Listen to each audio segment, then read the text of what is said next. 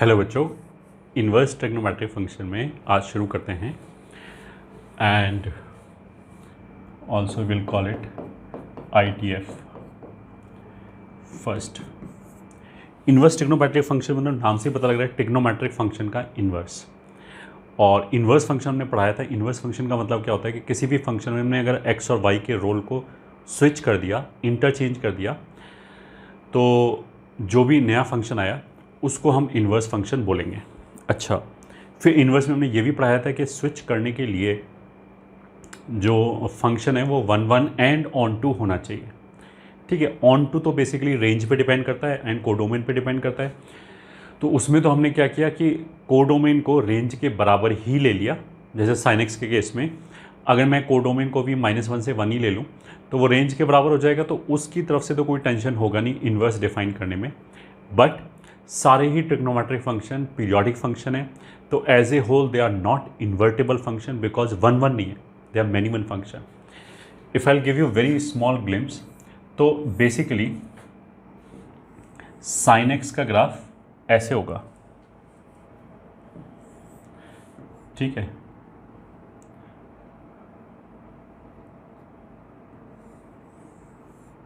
This is the graph of, this is y axis, यहाँ 1 हो गया and this is -1 0 pi 2 pi and this is π/2 -π/2 -π।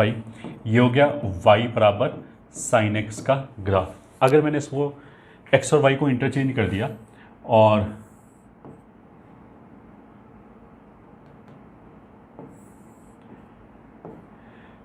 x बराबर sine y का graph बनाया तो वो ऐसे बनेगा। ठीक है, these values will become 1 and these value will become -1। ये y एक्सिस, x एक्सिस और origin। ठीक है, अब x बराबर साइन y, ये x as a function of y। ठीक है, इसको जब y as a function of x लिखेंगे तो बेसिकली ये फंक्शन बचेगा नहीं, क्योंकि एक x की वैल्यू के लिए 2 y का वैल्यू आ रहा है। मतलब एक वर्टिकल लाइन है जो इसको एक से ज़्यादा जगह कट कराए तो ये फंक्शन होगा ही। तो इसको हमने ज़बरदस्ती फंक्शन बनाया। हमने क्या किया कि यहाँ से लेके यहाँ तक का पोर्शन ये π/2 हो गया एंड दिस इज -π/2। इतना फंक्शन हमने कट कर लिया। उसका मतलब क्या है कि इस ग्राफ पे फंक्शन को 1 1 बनाने के लिए हमने क्या किया, इतना पोर्शन कट कर लिया। तो ऐसा करने से क्या हो गया कि -1 से 1 तक का सारा वैल्यू कवर हो गया, कोई वैल्यू छूटा नहीं एंड कोई भी वैल्यू रिपीट नहीं हुआ। -1 से 1 तक सारी वैल्यूज बस एक ही बार कवर हुई, बाकी का ग्राफ हमने मिटा दिया। तो जो साइन इन्वर्स फंक्शन है वो बेसिकली ट्रिग्नोमेट्रिक फंक्शन के डोमेन को हमने रेस्ट्रिक्ट करके डिफाइन किया है। और अब ये सभी जगह होगा। जैसे हमने साइन को रेस्ट्रिक्ट कर दिया -π/2 से π/2, कॉस के केस में क्या होगा वो भी देख लेते हैं। कॉस का जो ग्राफ है वो ऐसे बनेगा।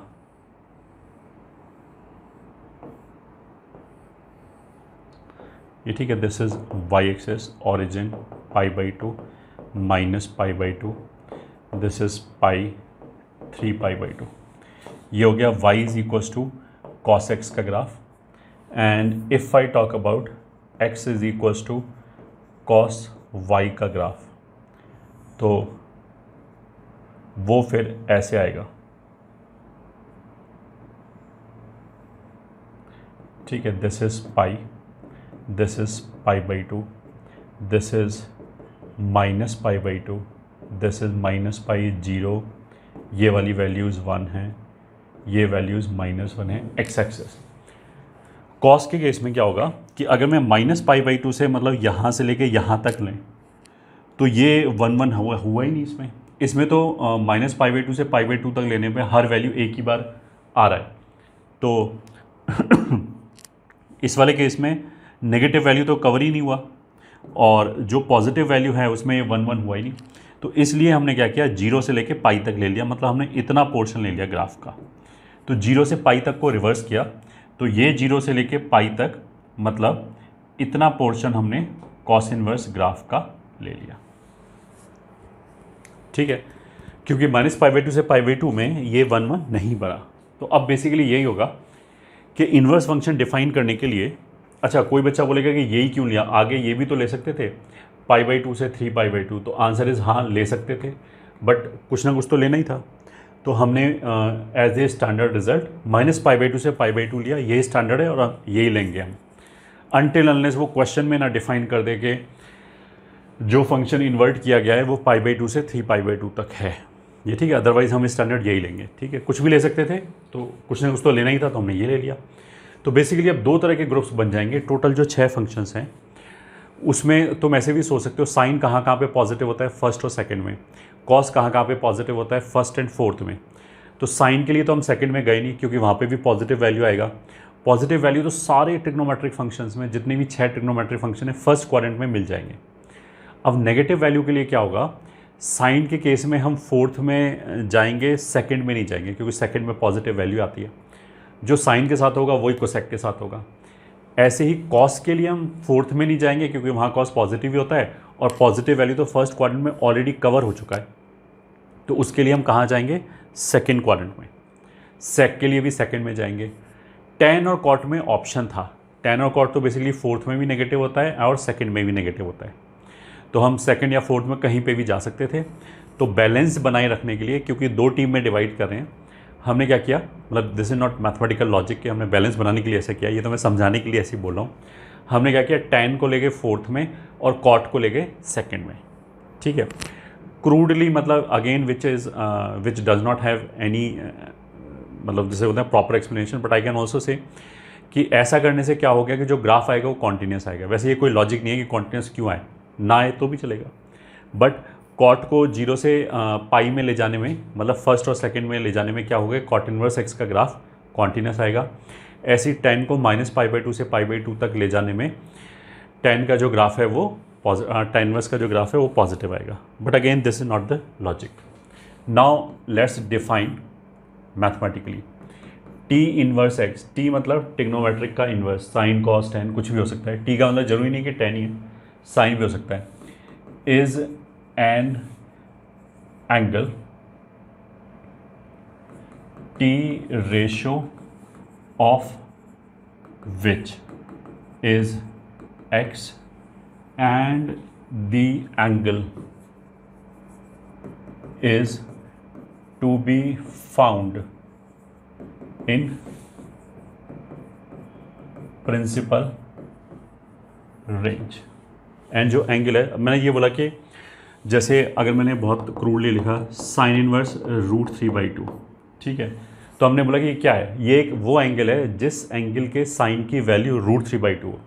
तो अगर ये पूरा एंगल थीटा है तो साइन थीटा √3/2 होना चाहिए, ऐसा एंगल ढूंढना है। तो √3/2 तो π/3 भी आ जाएगा, 2π/3 भी आ जाएगा, 2π + π/3 भी आ जाएगा, ऐसे करके इन्फाइनाइट एंगल्स आ जाएंगे। तो फिर तो ये फंक्शन बचा ही नहीं कि x की एक वैल्यू के लिए हम इतनी सारी वैल्यू ले आए y की। तो इसलिए हमने आगे ये जोड़ा, and the angle is to be found in principal range, ये ठीक है। और जो साइन का प्रिंसिपल रेंज है वो -π/2 से π/2 तक है, तो उसमें यही एंगल फॉल होगा, इसलिए बाकी सब ऑप्शन से हट गए, ठीक है। सारी वैल्यूज़ एक एक बार ही कवर हो, इसलिए हमने ये वाली चीज़ इसमें साथ में जोड़ दिया कि प्रिंसिपल रेंज के अंदर ही एंगल ढूंढेंगे, ठीक है। तो अब ये प्रिंसिपल रेंज क्या है, प्रिंसिपल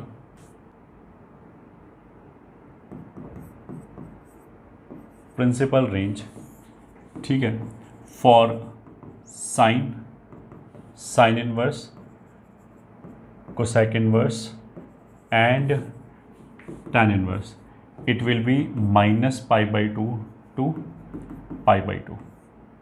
मतलब यहाँ से लेके 0 से लेके π/2 तक गया और इधर गए तो ये -π/2 तक गया। इसको हम बोलेंगे ग्रुप 1, ठीक है। And for cos inverse, sec inverse and cot inverse,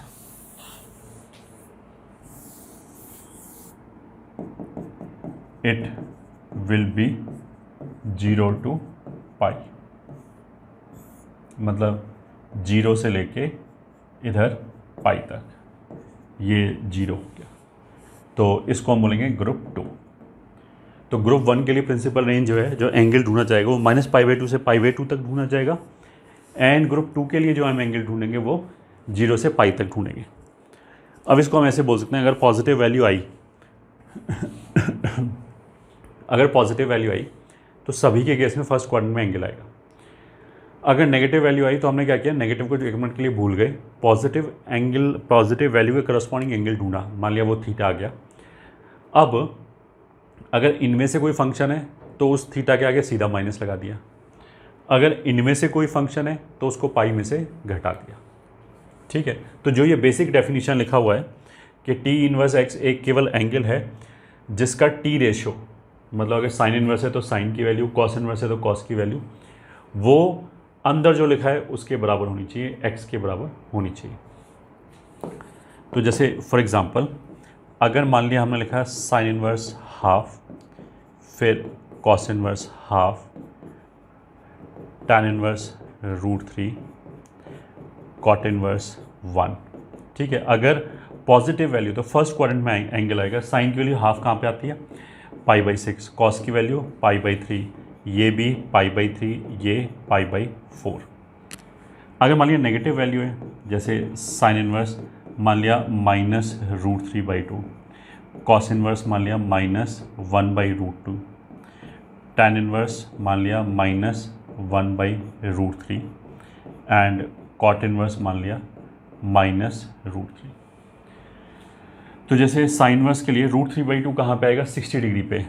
अब ये माइनस है तो इसको हम ले जाएंगे फोर्थ क्वाड्रेंट में। ये ठीक है, ग्रुप 1 में है साइन, इसलिए फोर्थ क्वाड्रेंट में ले जाएंगे, मतलब एंगल के आगे सीधा सीधा माइनस लगा दिया तो -π/3। 1/√2 वैल्यू कहाँ पे आती है, 45 डिग्री। कॉस इनवर्स है तो 45 को सेकेंड क्वाड्रेंट में ले जाएंगे तो लिखेंगे π-π/4, दैट इज 3π/4। tan इनवर्स में पहले पॉजिटिव वैल्यू 1/√3 के करस्पॉन्डिंग एंगल कितना आएगा, π/6, 30 डिग्री। tan इनवर्स है वापस ग्रुप 1 में फोर्थ क्वाड्रेंट में जाएगा, सीधा माइनस लगा दिया, -π/6 and this will be √3, again π/6 ही आएगा। माइनस है, कॉट इनवर्स है तो सेकेंड क्वाड्रेंट में ले जाएंगे तो π-π/6 मतलब 5π/6। ये ऐसे करके हम वैल्यू निकालेंगे। अब मान लिया लिखा होता साइन इनवर्स 1/3, तो उसके करस्पॉन्डिंग एंगल नहीं पता तो उसको हम साइन इनवर्स 1/3 ही लिखा रहने देते, ऐसे ही लिखा रहने देते। ठीक है, तो नोट 1, एक y = tx लिखा है और एक y = t इनवर्स x लिखा है। ठीक है, इसमें ये एंगल है और ये वैल्यू है। तो फॉर एग्जांपल अगर y = sin x लिखा है तो यहाँ 60 डिग्री रखने पे यहाँ से वैल्यू √3/2 आएगी।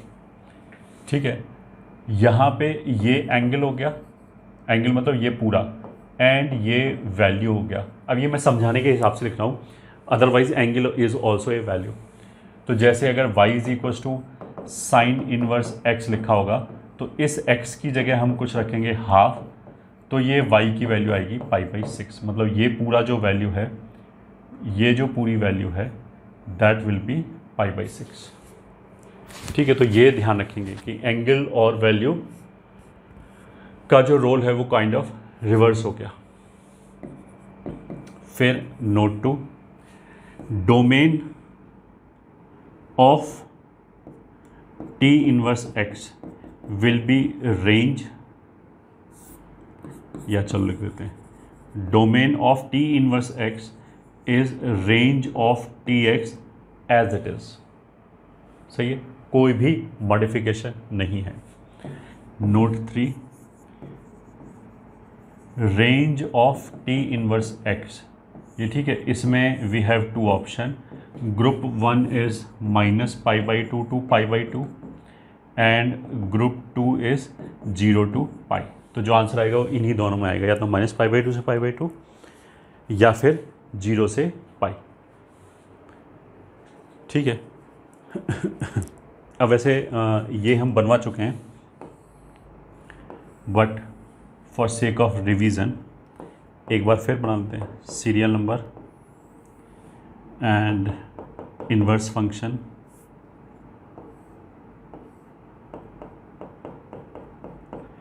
फिर हो गया उसका डोमेन, फिर हो गया उसका रेंज। तो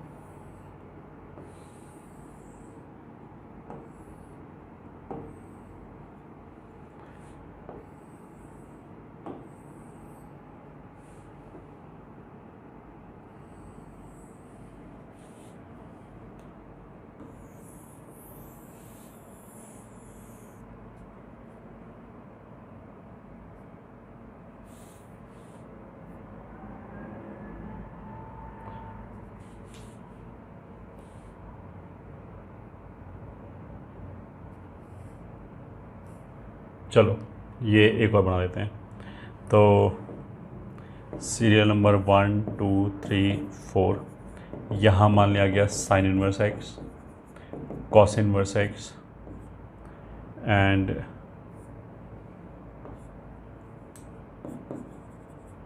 tan inverse x, cot inverse x. Domain क्या होगा, और चलो यहाँ पे लिख लेते हैं 5 6 और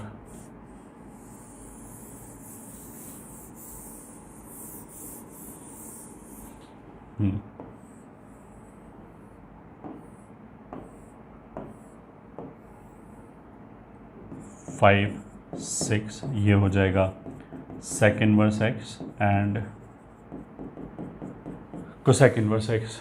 तो जो डोमेन होगा उसमें साइन कॉस की रेंज एज इट इज़ आ जाएगी। तो साइन की रेंज -1 to 1 होती है, तो ये -1 to 1, ये भी -1 to 1, ये आ जाएगी R, ये आ जाएगा -∞ से -1 यूनियन 1 से इन्फिनिटी, ये आ जाएगा -∞ से -1 यूनियन 1 से इन्फिनिटी। रेंज में जो है वो ये हमारा ग्रुप 1 में है, ये हमारा ग्रुप 1 में है और ये हमारा ग्रुप 1 में है। तो ग्रुप 1 में तो क्या आएगा, -π/2 से π/2। tan के केस में थोड़ा सा मॉडिफिकेशन होगा, -π/2 से π/2 में जो भी एंगल पे tan डिफाइन नहीं है वो छोड़ दो। तो -π/2 और π/2 इन दोनों को छोड़ दिया। कोसेक में क्या होगा, बीच में 0 आएगा, तो कोसेक nπ पे अनडिफाइन होता है इसलिए 0 छोड़ दिया। बाकी 3 जो बचे वो 0 से पाई, तो ये पूरे का पूरा 0 से पाई आ जाएगा, ये ओपन 0 से ओपन पाई आ जाएगा एंड दिस विल बी 0 से पाई पूरा एक्सेप्ट π/2।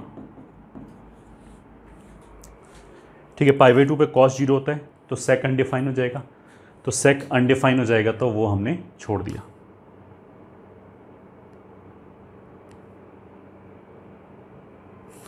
ये हो जाएगा आंसर।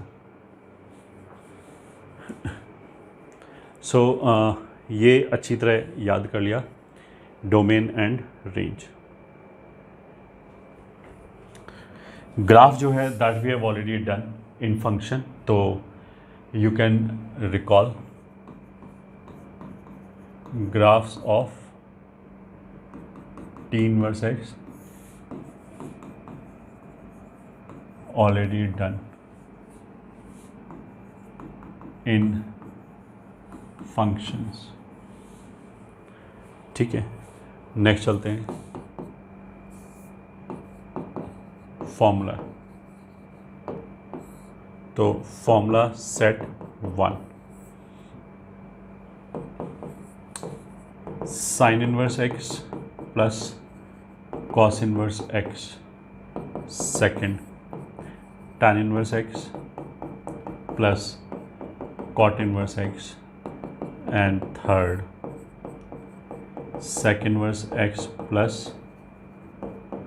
cosec इनवर्स एक्स बराबर बराबर बराबर π/2 π/2। ये हो गया फॉर्मूला सेट 1। फॉर्मूला सेट 2, अच्छा ये बात क्या कर रहे हैं, x में जैसे हम वैल्यू रखते हैं तो तुम इसको ऐसे देखो, अगर मैंने हाफ रखा तो साइन इनवर्स 30 डिग्री सप्लाई करेगा, cos inverse half 60 degree supply करेगा, तो दोनों ऐड होके π/2 आ जाएगा। और अगर नेगेटिव वैल्यू रखा तो भी क्या होगा कि एक एंगल 90 से आगे चला जाएगा, दूसरा एंगल नेगेटिव चला जाएगा, दोनों का सम फिर भी 90 ही आएगा। ठीक है, तो that you can do yourself. Formula set 2 में क्या है कि अगर मैंने नेगेटिव वैल्यू रखा तो ग्रुप 1 में तो नेगेटिव वैल्यूज़ के लिए फोर्थ क्वाड्रेंट में जाते हैं तो एंगल के आगे माइनस लग जाता है। तो 1 2 3 तो tan inverse minus x and cosec inverse minus x. इन तीनों केसेस में तो क्या होगा, माइनस ऐसे ही बाहर निकल आएगा। तो this will be sine inverse x, tan inverse x and cosec inverse x. ये 3 हो गया, 4 5 6। Cos inverse, sec inverse and cot inverse के केस में नेगेटिव वैल्यू के लिए एंगल सेकेंड क्वाड्रेंट में जाता है तो pi minus pi minus pi minus positive वाला। तो cos inverse x, sec inverse x and cot inverse x, ये फॉर्मूला हो जाएगा। ठीक है, ऑफ कोर्स ये फॉर्मूला डोमेन के अंदर ही होल्ड करता है। उसका मतलब क्या है कि जब हमने लिखा है sine inverse x plus cos inverse x बराबर 1, तो इट इज़ अंडरस्टूड कि ये लिखा हुआ है इन डोमेन। ठीक है, तो ये -1 और 1 के बीच में होल्ड करेंगे। मैं बोलूँ sine inverse 3 plus cos inverse 3 कितना होगा, तो उसको π/2 नहीं बोलेंगे, वो अनडिफाइन होगा। ऐसे ही ये भी इन डोमेन। ठीक है, then you'll have formula set 3। Formula set 3 में क्या है कि जैसे sine theta and cosec theta एक दूसरे का रेसिप्रोकल होता है। ठीक है, तो मतलब साइन थीटा और कोसेक थीटा में थीटा जो एंगल है वो तो बराबर है, बट वैल्यू जो आया, वैल्यू एक दूसरे का रेसिप्रोकल है। और इन्वर्स के अंदर हमने क्या बोला कि वैल्यू हम आर्ग्यूमेंट में लिखते हैं। मतलब अगर साइन इन्वर्स एक्स लिखा है तो एक्स वैल्यू है। तो अगर हम साइन इन्वर्स और कॉस इन्वर्स की बात करेंगे तो साइन इन्वर्स 1 कॉस इन्वर्स नहीं होगा, क्योंकि साइन इन्वर्स और कॉस इन्वर्स तो एंगल है, वो तो बराबर होगा, बट उनके अंदर जो लिखा है वो एक दूसरे का रेसिप्रोकल होगा। उसका मतलब क्या है कि sign inverse 1/x will be cosec inverse x। दूसरा, कॉस इन्वर्स अगर मैं यहाँ पे x लिखा तो यहाँ पे सेक इन्वर्स में लिख दो 1/x। ठीक है, तीसरा, अगर मैं लिखा tan इन्वर्स 1/x तो ये हो जाएगा कॉट इन्वर्स x। ठीक है, अब इसमें देखो किस x की वैल्यू के लिए है, थोड़ा सा गड़बड़ है थर्ड फॉर्मूले में, अभी हम उस पर आते हैं। फर्स्ट फॉर्मूले में क्या है, x की वैल्यू हम क्या रख सकते हैं। ठीक है, x कोसेक इन्वर्स के अंदर लिखा है तो कोसेक इन्वर्स का डोमेन लिख दिया हमने। तो that will be for all x belonging to -∞ से -1 क्लोज्ड, 1 क्लोज्ड से इन्फिनिटी। ठीक है, -∞ से -1 क्लोज्ड, 1 क्लोज से इन्फिनिटी। और इसमें ऐसा कोई पॉइंट नहीं है जहाँ पे 1/x डिफाइन ना हो। 1/x को दिक्कत कहाँ पे होगी, 0 पे। तो 0 है ही नहीं इसके अंदर, कोई दिक्कत नहीं है। अगर किसी को लगता है ना कि 1 से बड़ा कैसे हो गया, x 1 से बड़ा होगा तभी तो 1/x 1 से छोटा होगा, तभी तो ये डिफाइन होगा। ठीक है, कॉस इन्वर्स के केस में क्या है, हमने x इधर लिखा है, कॉस इन्वर्स के अंदर लिखा है, ये तो जस्ट समझाने के लिए लिखा है। यहाँ पे अगर 1/x लिखेंगे तो ये x हो जाएगा, फिर x इसी हिसाब से लिखा जाएगा। अगर x इधर लिखा है तो x की वैल्यू कौन सी रखेंगे, तो हमने कॉस इन्वर्स का डोमेन सोच लिया एंड वो आ जाएगा x बिलोंगिंग टू -1 to 1। इसमें बस एक छोटी सी दिक्कत है कि सेक इन्वर्स 1/x जो है वो x बराबर 0 पे डिफाइन नहीं होगा, 1/0 अनडिफाइन होता है।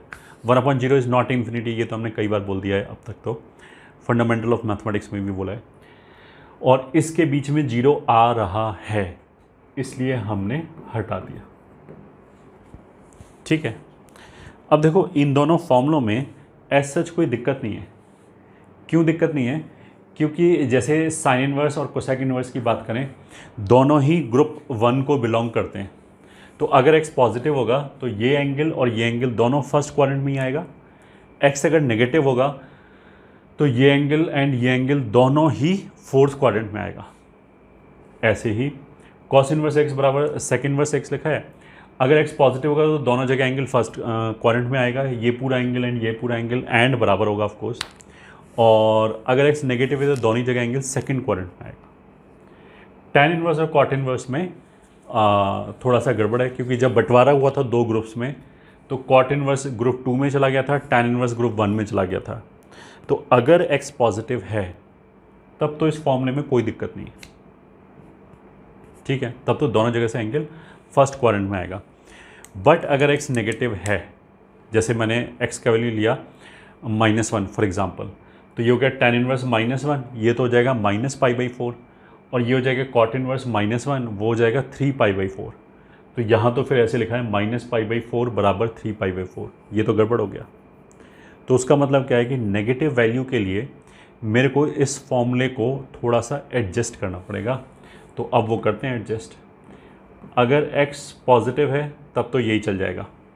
नेगेटिव में तुम खुद ही सोच सकते हो, जैसे मैंने -1 रखा तो यहाँ पे वैल्यू कितना आया -π/4, यहाँ पे 3π/4।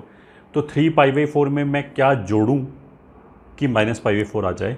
तो आंसर मेरे को अपने आप मिल जाएगा कि -π जोड़ना पड़ेगा, बस वही जोड़ दिया। एक वैल्यू लेके याद रख सकते हैं। तो अगर x नेगेटिव है तो tan इनवर्स 1/x ये होगा -π प्लस cot इनवर्स x होगा। अच्छा, tan इनवर्स x और cot इनवर्स x तो हमेशा ही π/2 होता है, इसमें कोई पॉजिटिव नेगेटिव में पंगा नहीं है। बट अगर एक tan इनवर्स को cot इनवर्स में कन्वर्ट करना है तो एक तरीका तो ये है कि tan इनवर्स को हम लिखते हैं π/2 minus cot inverse, that is always valid, चाहे पॉजिटिव हो चाहे नेगेटिव हो। बट अगर मेरे को वैल्यू का रेसिप्रोकल लेके कन्वर्ट करना है तो फिर मेरे को पॉजिटिव नेगेटिव का ध्यान रखना पड़ेगा। इस वाले को हम ऐसे भी एक्सप्लेन कर सकते हैं कि नेगेटिव वैल्यू के लिए cot इनवर्स में ये एंगल आएगा, ये, और tan इनवर्स में ये एंगल आएगा।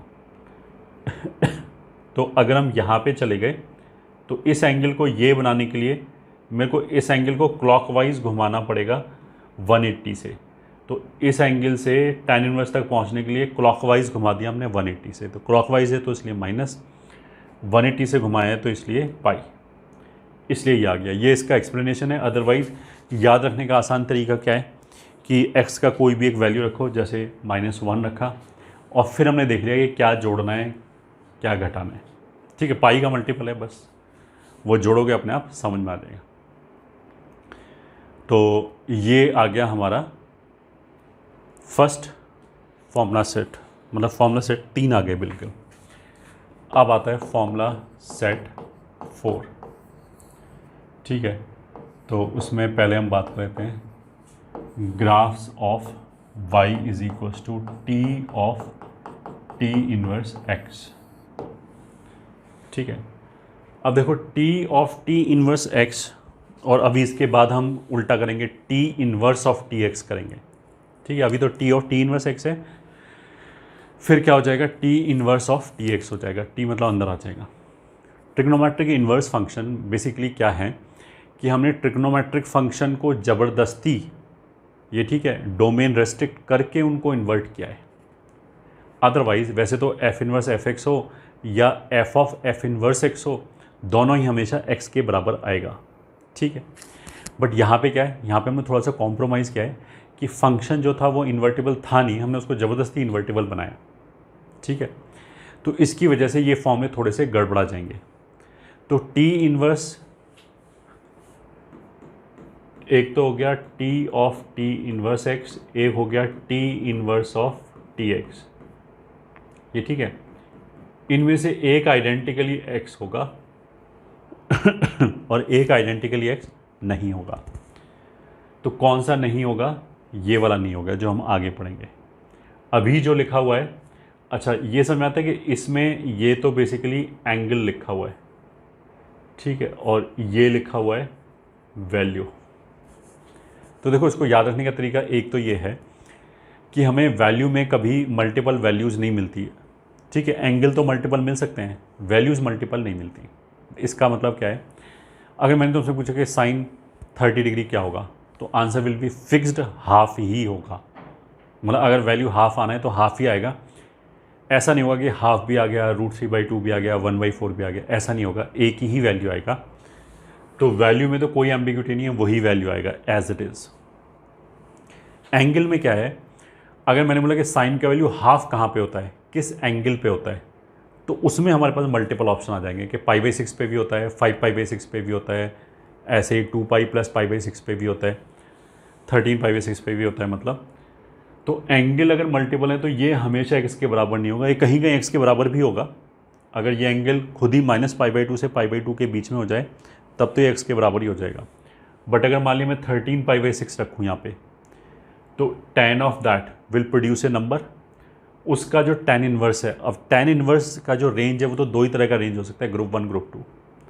तो यहाँ पे तुम कितना ही बड़ा एंगल रखो, मान लिया हमने रखा 1,00,000π/5 मान लिया, ठीक है। ये जो टी इनवर्स है वो अल्टीमेटली जो आंसर देगा वो -π/2 से π/2 के बीच में ही देगा अगर ग्रुप 1 है तो, और ग्रुप 2 है तो 0 से π के बीच में ही देगा। तो इसलिए जो हम हमेशा यहाँ पे एंगल रखेंगे वही कट पिट के वापस नहीं आएगा। जैसे मान लिया अगर t sin x है और मैंने यहाँ पे x की जगह रखा 40π रखा, तो sin 40π 0 हो जाएगा और sin इनवर्स 0 0 हो जाएगा। तो मतलब रखा तो हमने 40π, बट अल्टीमेटली जो एंगल का वैल्यू निकल के आया वो 0 आया। क्यों? क्योंकि देखो f ऑफ जी एक्स में हमने बोला था कि बाहर वाला फंक्शन fx वो रेंज डिसाइड करता है। तो इस वाले केस में जो बाहर t इनवर्स लिखा है उसका रेंज -π/2 से π/2 के बाहर जाएगा ही नहीं अगर ग्रुप 1 है तो अंदर तुम कितना भी बड़ा एंगल रख लो, ये ठीक है, ये उसको तोड़ ताड़ के उधर ही ले आएगा, -π/2 से π/2 के बीच में या फिर 0 से π के बीच में, डिपेंडिंग अपॉन कि फंक्शन कौन सा है, ठीक है। इसलिए ये हमेशा x के बराबर नहीं है, प्रिंसिपल रेंज में x के बराबर ही होगा। मतलब अगर ये ग्रुप 2 है, मान लिया cos है, cos inverse of cos x लिखा है, तो अगर मैं x का वैल्यू 0 और π के बीच में ही रखूँ तो वो घूम फिर के वापस वहीं आ जाएगा, वही एक वैल्यू आ जाएगा। तो उस पर तो हम बाद में आएंगे, पहले इसकी बात करते हैं। तो y = t of t inverse x is nothing but x for all x belonging to domain of t inverse x। तो जो डोमेन है वो अंदर वाला फंक्शन ही डिसाइड करता है। तो जो अंदर वाला फंक्शन है उसके डोमेन के अंदर, ये ठीक है, ये x के बराबर ही होगा। तो अब हम स्टार्ट कर सकते हैं। साइन इनवर्स x और कॉस इनवर्स x का डोमेन सेम ही होता है। तो y =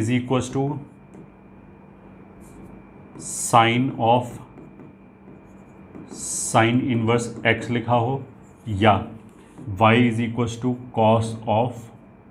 कॉस इनवर्स x लिखा हो, दोनों ही जगह से कितना आ जाएगा, y = x for all x belonging to -1 to 1।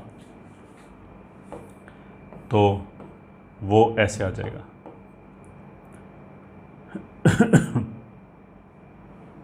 ठीक है, तो -1 से 1 के बीच में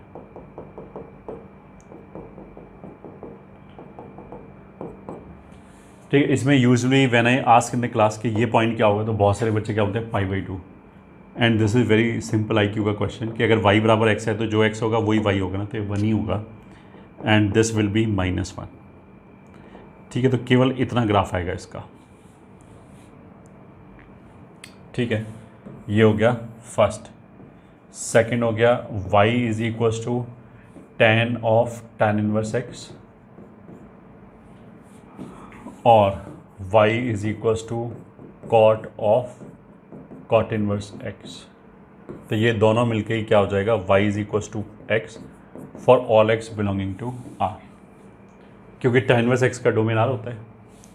तो इस बार जो ग्राफ आएगा दैट विल बी, पूरी लाइन आ जाएगी y = x।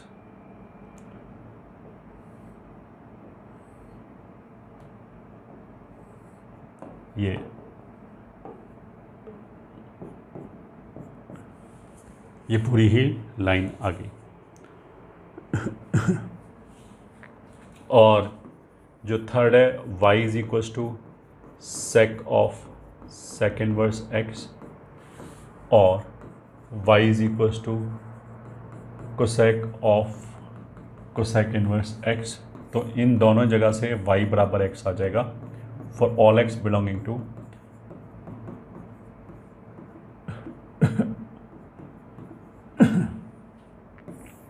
उसका मतलब क्या है कि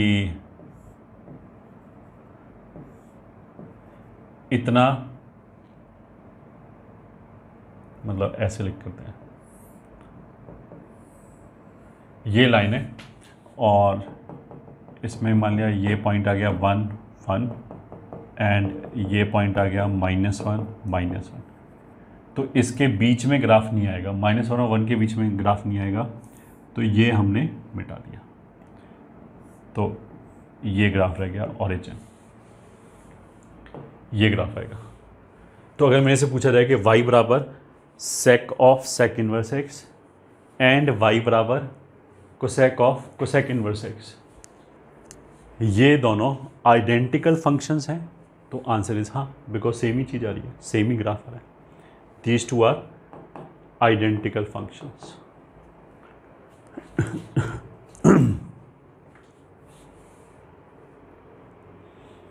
ठीक है, ये तो हो गया हमारा t of t inverse x का ग्राफ। अगर इनको इंटरचेंज कर दें t इनवर्स ऑफ tx, तो फिर वो हमेशा y बराबर x नहीं आएगा, फिर तो वो कंडीशनल आएगा, मतलब प्रिंसिपल रेंज में तो y बराबर x आएगा और बाकी सब जगह x का ही लीनियर आएगा, but sum with some multiple of pi आएगा, मतलब पाई माइनस एक्स आ गया, पाई प्लस एक्स आ गया, इस तरह की चीज़ें आएंगी।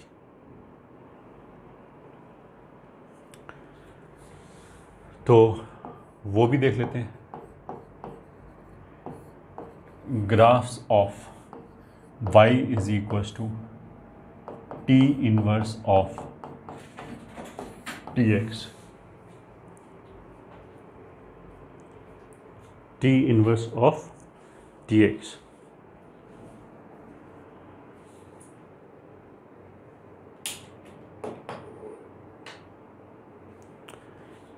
इसमें देखो, वैसे तो सीधा सीधा ग्राफ याद ही कर सकते हो, इसमें कोई बड़ी बात है ही नहीं, फिर भी I can give you couple of points which may help you in memorising. Sine of sine inverse x का ग्राफ है, तो एफ ऑफ जी एक्स में अंदर वाला फंक्शन पीरियोडिक है जिसका पीरियड 2 पाई है, तो उसका मतलब क्या है कि पूरा फंक्शन पीरियोडिक है एंड इसका पीरियड कितना होगा 2 पाई। फिर मैंने बोला था कि ये पूरा एक्स के बराबर क्यों नहीं हुआ, ये x के बराबर इसलिए नहीं हुआ क्योंकि यहाँ पे मैंने कोई एंगल रखा, उस एंगल पे इस साइन ने कोई वैल्यू प्रोड्यूस की, उस वैल्यू पे इस साइन इन्वर्स ने फिर एक एंगल प्रोड्यूस किया। ठीक है, अब इस साइन का अंदर वाला जो साइन है उसका डोमेन तो r है, तो यहाँ एंगल तो मैं कुछ भी रख सकता हूँ, ये ठीक है, एनी वैल्यू। बट जो ये बाहर साइन इन्वर्स है वो जो एंगल प्रोड्यूस करेगा वो केवल -π/2 और π/2 के बीच में ही प्रोड्यूस करेगा। तो जैसे मान लिया मैंने यहाँ पे एंगल रखा 30 पाई प्लस π/4, तो साइन 30 पाई प्लस π/4 हो जाएगा साइन π/4, उस पे ये वैल्यू होगा 1/√2। अब इस 1/√2 पे ये sine inverse same angle produce नहीं करेगा 30 पाई प्लस π/4, ये तो क्या करेगा बस -π/2 और π/2 के बीच में एंगल देगा, तो π/4 दे देगा, तो इसलिए वैल्यू चेंज हो गया। But what I can observe कि अगर एंगल जो है वो खुद ही -π/2 से π/2 के बीच में आ जाए, तब तो उस एंगल पे जो वैल्यू आया और फिर उस वैल्यू पे जो एंगल आया वो सेम ही एंगल आएगा, -π/2 और π/2 के बीच में। उसका मतलब क्या है कि इस फंक्शन का ग्राफ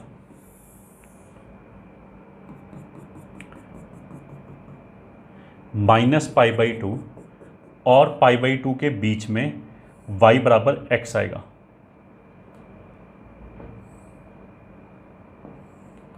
ठीक है, ये हो गया π/2 एंड ये हो गया -π/2, तो ऑफ कोर्स ये π/2 है, ये -π/2 है, origin y axis x axis. ठीक है, तो -π/2 और π/2 के बीच में तो ये लाइन आ गया y बराबर x। फिर मैंने बोला कि जो अंदर वाला फंक्शन पीरियोडिक है उसका पीरियड 2 पाई है, तो सेम ही ग्राफ आगे चल के आ जाएगा। तो अगर ये 0 है तो यहाँ 2 पाई पे सेम ही ग्राफ आ जाएगा, मतलब जैसा ये ग्राफ आया वैसे ही आ गया। ऐसे ही इधर ये -2 पाई पे सेम ग्राफ आ जाएगा। ठीक है, अब साइन इनवर्स का जो ग्राफ है वो कॉन्टिन्यूस होता है, उसमें कोई ब्रेक नहीं आता।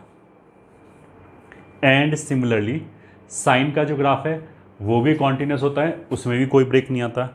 तो कहने का मतलब क्या है कि इसका जो ग्राफ है वो सिमेट्रिक कॉन्टिन्यूस आएगा। तो याद रखने के पॉइंट ऑफ व्यू से कॉन्टिन्यूस के लिए हमने इसको ऐसे मिला दिया बस, ऐसे मिला दो, ठीक है।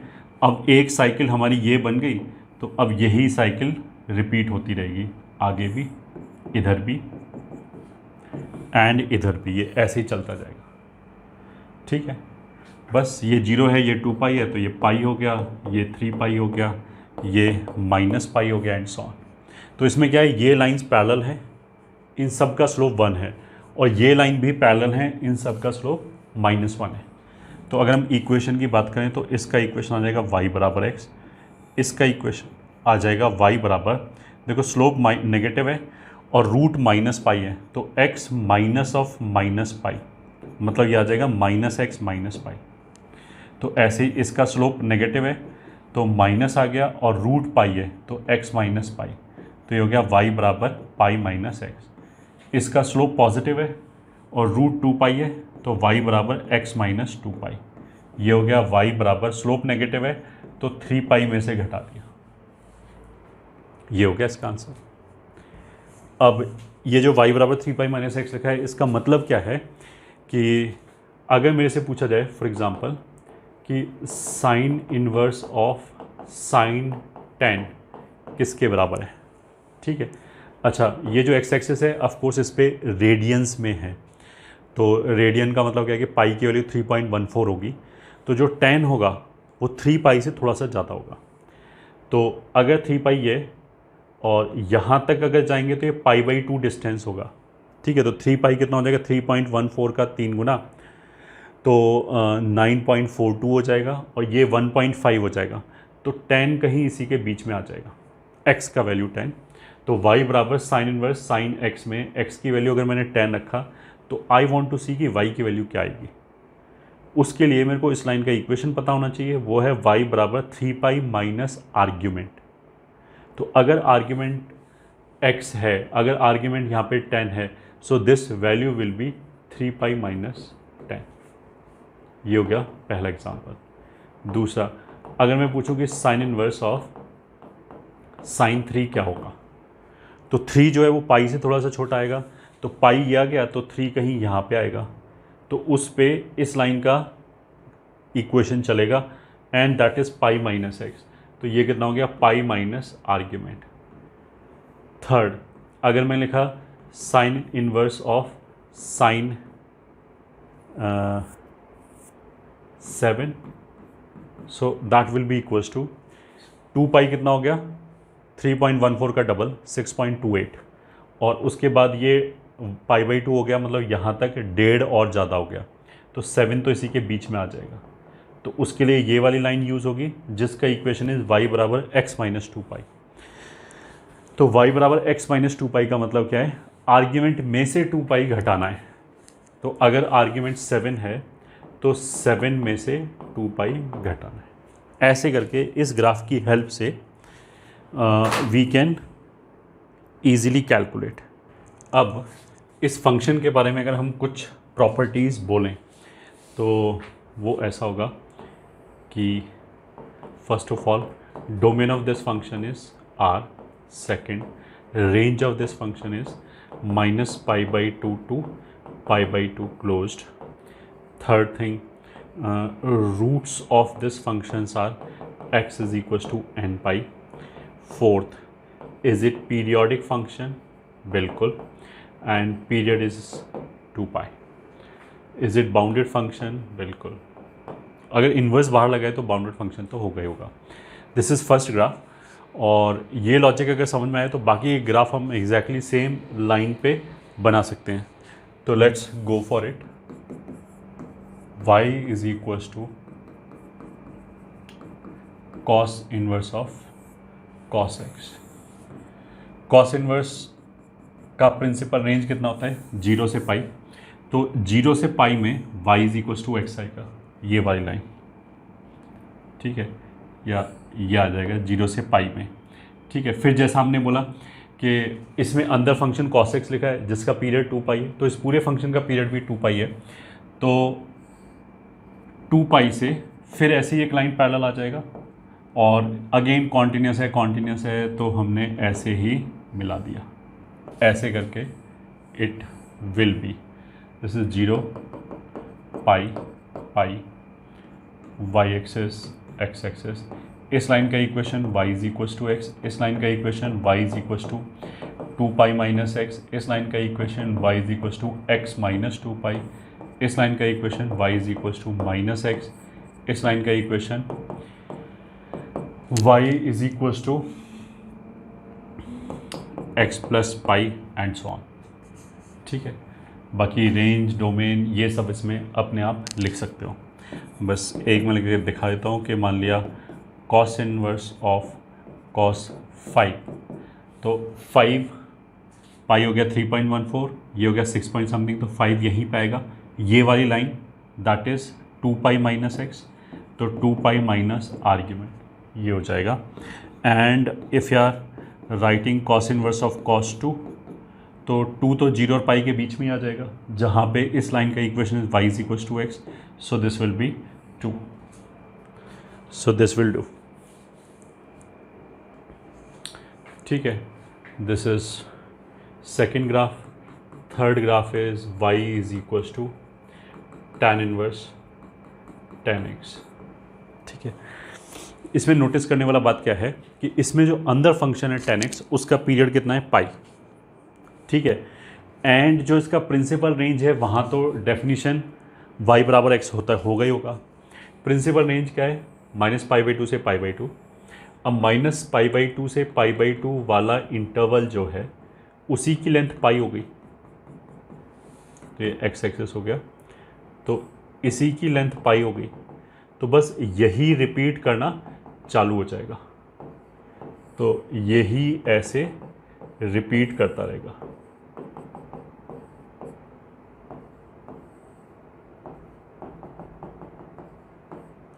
This is π/2 -π/2 0, π/2 pi, 3π/2 2 pi, -π/2 -pi -3π/2 and so on.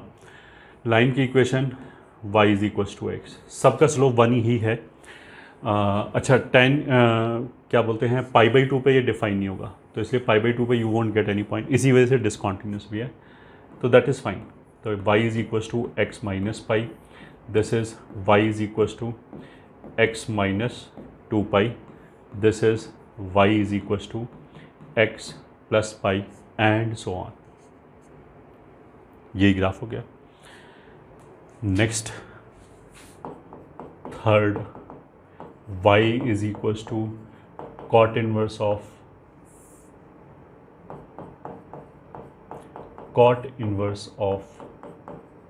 cot x।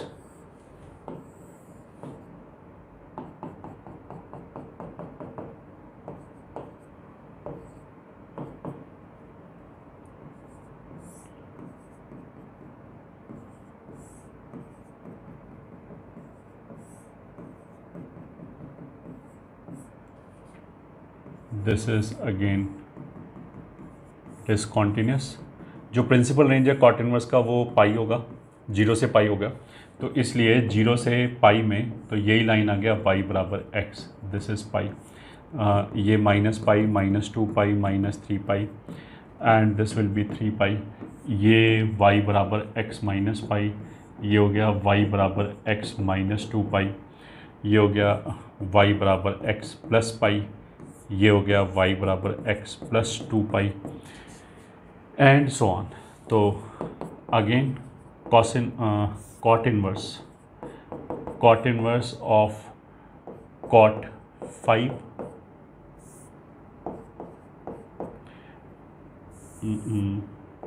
cot inverse of cot 5, तो 5 जो होगा वो पाई से ज़्यादा होगा, 2 पाई से कम होगा, तो ये लाइन आएगा जिसका equation is x minus pi, मतलब आर्ग्यूमेंट माइनस पाई, आर्ग्यूमेंट 5 है तो 5 माइनस पाई फर्स्ट।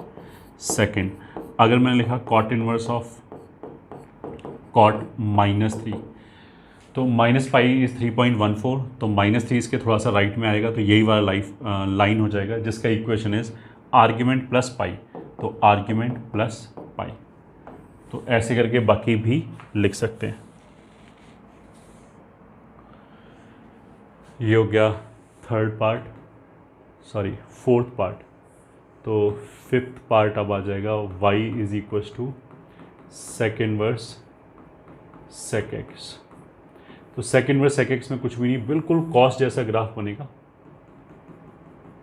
क्योंकि इसका प्रिंसिपल रेंज वही है जो कॉस का है, 0 से लेके पाई तक।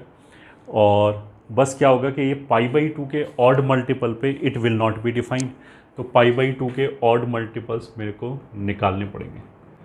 तो पहले तो कॉस जैसा ग्राफ बना लिया ऐसे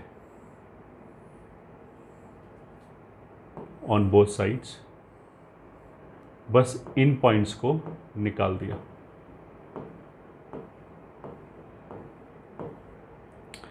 this will B y axis origin pi 2 pi π/2, this is again π/2 pi minus π/2, this is minus pi minus 3 π/2, 3 pi 4 pi and so on। ठीक है, ये हो गया हमारा 5th पार्ट। 6th पार्ट हो गया y is equals to cosec inverse of cosec x। cosec inverse of cosec x, इसमें जो ग्राफ आएगा वो एग्जैक्टली साइन इनवर्स जैसा आएगा, बस cosec x n पाई पे डिफाइन नहीं होगा, जहाँ पे भी साइन 0 हो रहा है तो वहाँ पे ओपन सर्कल लग जाएगा। तो जो इसका ग्राफ आएगा वो कुछ ऐसे, साइन का ग्राफ ऐसे ही बनता है। तो n पाई पे ये डिफाइन नहीं होगा, या फिर रेंज वाइज बोलें तो ये 0 नहीं आएगा इसकी रेंज में। ये हो गया पाई 2 पाई 3 पाई, सारे पॉइंट निकल जाएंगे, minus pi minus 2 pi, this will be π/2 0, y axis π/2 minus π/2, this is minus 3 π/2, this is 3 π/2। तो ये फाइनली ग्राफ हो गया cosec inverse of cosec x का ग्राफ।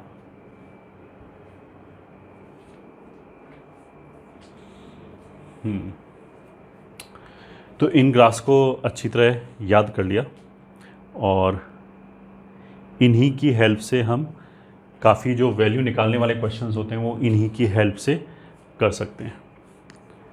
तो let's do couple of examples। Question 1, find domain of the following functions।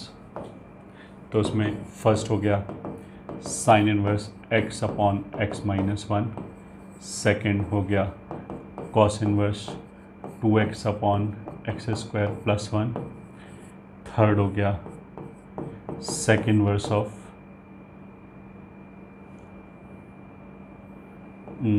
X square minus 1 upon x square minus 4, fourth हो गया cos inverse greatest integer of x. तो पहले यही करते हैं solve. Solution first, sine inverse को define होने के लिए x upon x minus 1 must lie between 1 and -1। ठीक है, तो ये बेसिकली दो इनइक्वालिटी हो गया, x upon x minus 1 plus 1 greater than equals to 0, x upon x minus 1 minus 1 less than और इक्वल्स टू 0।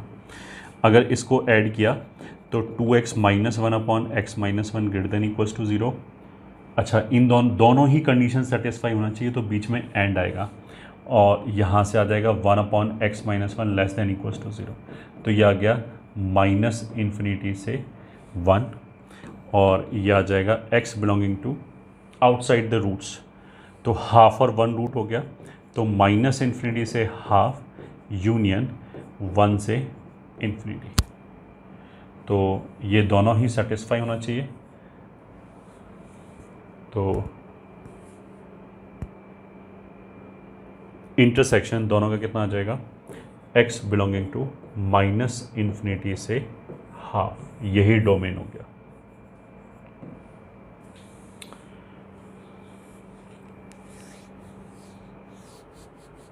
ठीक है, ये हो गया हमारा फर्स्ट पार्ट। अब अगर हम बात करें सेकंड की, तो 2x upon x square plus 1 must lie between -1 and 1। तो देखो this is very easy, directly हम देख सकते हैं इसको भी। वैसे हम दो इनइक्वालिटी की तरह सॉल्व कर सकते हैं पहले वाले पार्ट की तरह, but it is very easy. Denominator में जो लिखा है एक्स स्क्वायर प्लस 1, उसका मतलब x square plus 1 by 2 will be greater than equals to ANGM अगर हम लगाएं तो एक्स स्क्वायर बराबर एक्स का मॉड आ जाएगा। This implies x square plus 1 is greater than equals to 2 mod x. तो उसका मतलब क्या है कि 2 mod x upon x square plus 1 is always less than equals to 1। वैसे भी ये ठीक है, एक्स की किसी भी वैल्यू के लिए अगर मॉड हटाया तो प्लस माइनस का फ़र्क पड़ेगा। तो उसका मतलब है कि ये वैल्यू ऑलरेडी प्लस माइनस 1 के बीच में ही है। तो अगर इसको हम सॉल्व करेंगे तो x बिलोंगिंग टू r आ जाएगा। दैट मीन्स इसमें x की कोई भी वैल्यू रखो, जो ये वाला वैल्यू है वो 1 से बड़ा वैसे भी नहीं हो सकता magnitude wise. So this is second question. अब हम आते हैं थर्ड क्वेश्चन। थर्ड क्वेश्चन में क्या है, sec inverse x square minus 1 upon x square minus 4। अब देखो मेरे को ये समझ में आना चाहिए रादर देन रट्टा मारने के कि कहाँ पे और लेना है कहाँ पे एंड लेना है। सेक इनवर्स कब डिफाइन होगा, जब इसके अंदर वाला जो आर्ग्यूमेंट है वो या तो -1 से छोटा हो या फिर का मतलब क्या है और 1 से बड़ा हो, तब इट विल बी डिफाइंड। तो अगर इसको हम लेफ्ट पे ले आएँ और ऐड कर दें तो आ जाएगा 2x square minus 5 upon x square minus 4 less than equals to 0। तो x minus √5/2 x plus √5/2 x minus 2 x plus 2 less than और इक्वल्स टू 0। और यहाँ पे अगर -1 लेफ्ट पे ले आए तो ये ऐसे हो जाएगा x square minus 1 minus x square plus 4 upon x square minus 4 greater than equals to 0। ये कैंसिल हो गया। तो 1 upon x square minus 4 greater than equals to 0, that would imply outside the roots -∞ से -2 यूनियन 2 टू इन्फिनिटी। ये आ गया, और लिखा है बीच में मतलब यूनियन।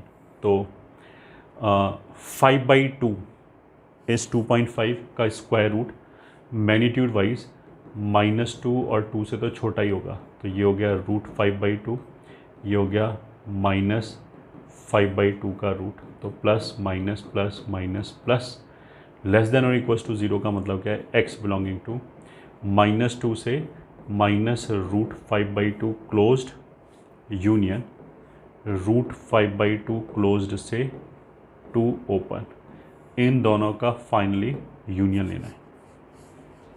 तो अल्टीमेटली जो आंसर आएगा, इसने बोला -∞ से -2 और इसने बोला -2 से यहाँ तक। तो x बिलोंगिंग टू -∞ से -√5/2 क्लोज्ड यूनियन √5/2 क्लोज्ड से इन्फिनिटी एक्सेप्ट -2 एंड 2। ये दो वैल्यूज़ छोड़नी है बस। सो this was third part. Fourth part is cos inverse greatest integer of x। तो fourth part cos inverse greatest integer of x के लिए क्या होना चाहिए, greatest integer of x should lie between -1 and 1। अब ये हमने सॉल्व करा रखा है कि अगर -1 एंड 1 है तो x should lie between -1 and 2, क्योंकि ग्रेटेस्ट इंटीजर ऑफ x बराबर i का जो सोल्यूशन है वो i से लेके i+1 तक जाता है, i क्लोज्ड से i+1 open. This we have already done. तो बस यही डोमेन हो गया, x बिलोंगिंग टू -1 क्लोज्ड से 2 ओपन। ये आंसर हो गया। So this was question 1। अब चलते हैं question 2 solve.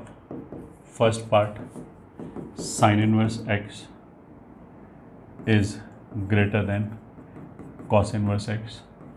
Second, tan inverse x is greater than 2 cot inverse x. And third question, cot inverse x का whole square minus 5 cot inverse x plus 6 greater than 0. इनको solve करते हैं। तो solution 1, sine inverse greater then cos inverse.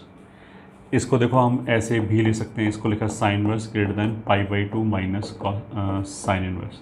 Sine inverse plus cos inverse π/2 होता है, तो cos inverse को हमने लिख दिया π/2 माइनस साइन इनवर्स। तो यहाँ से आ जाएगा sine inverse x is greater than equals to तो है नहीं, ग्रेटर देन π/4। अब सॉल्व कर लिया। साइन इनवर्स का ग्राफ ऐसे होता है, y ये π/2 है तो π/4 कहीं यहाँ पे आएगा। This value will be 1 -1 minus π/2। तो मेरे को y बराबर साइन इनवर्स x का ग्राफ y बराबर π/4 से ऊपर चाहिए, तो ये पोर्शन हो गया। तो π/4 वैल्यू कहाँ पे आएगी, 1/√2 पे। तो साइन इनवर्स बड़ा मतलब 1/√2 से 1 इक्वल्स टू है नहीं, तो ये पॉइंट ऑफ इंटरसेक्शन आएगा नहीं। तो आंसर आ जाएगा x बिलोंगिंग टू 1/√2 ओपन से 1 क्लोज्ड। यही इसका आंसर हो गया। This will be the answer. Second, that is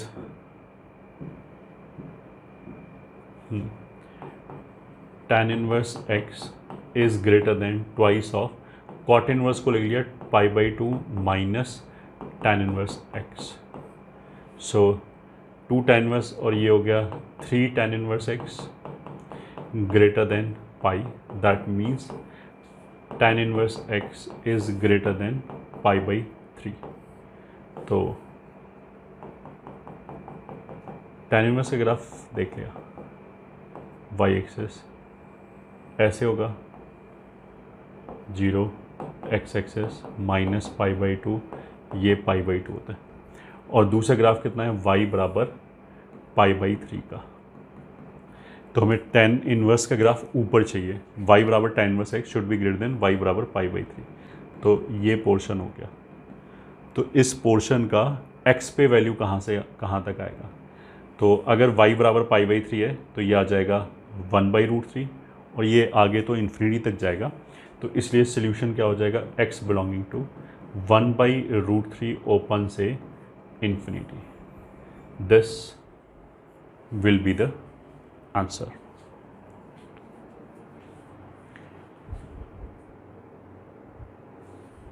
यही आंसर हो गया क्वेश्चन नंबर 2 का। क्वेश्चन नंबर 3 का क्या है, 3 कॉट इनवर्स x का whole square minus 5 times cot inverse x plus 6 greater than और चलो लगा देते हैं इसमें इक्वल्स टू लगाते हैं, ग्रेटर देन इक्वल्स टू 0। तो इसके जो रूट हैं वो 2 और 3 दिखाई दे रहे हैं। That means it can be factorised -2 into cot inverse x -3 greater than equals to 0। Cot inverse x को अगर मैं 1 मिनट के लिए y बोलूँ तो ये एक y में क्वाड्रेटिक हो गया। तो y में जो क्वाड्रेटिक है